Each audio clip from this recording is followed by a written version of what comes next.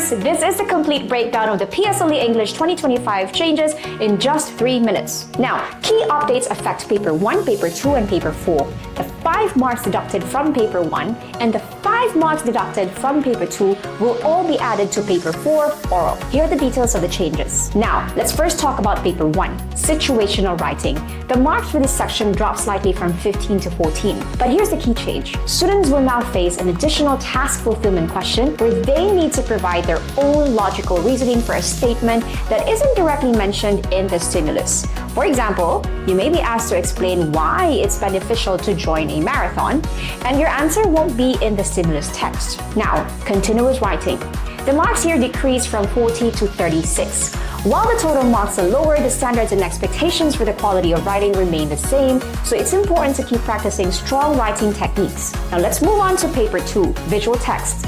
This section has a reduction in marks from 8 to 5. Students will still be given a 2-page stimulus, but now 1 page will contain graphics and the other page will have the related text, challenging students to make connections between the two. Text-to-text connection question. This is a new addition. Students will now have to answer a question like, both text 1 and 2 aim to, or we cannot trust the way text 1 portrays the animal because text 2 says, something like that.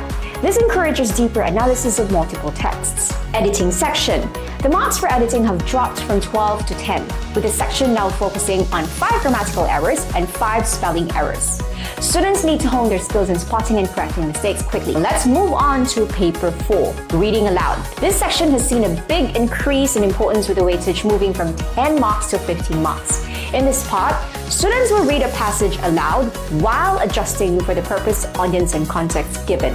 For example, students may be asked to read as a student leader giving a speech about food waste to his classmates. It's all about sounding natural and engaging. Stimulus-based conversation. This also sees an increase in marks from 20 to 25. Instead of the traditional posters, students will now be asked to infer meaning from real-life photographs.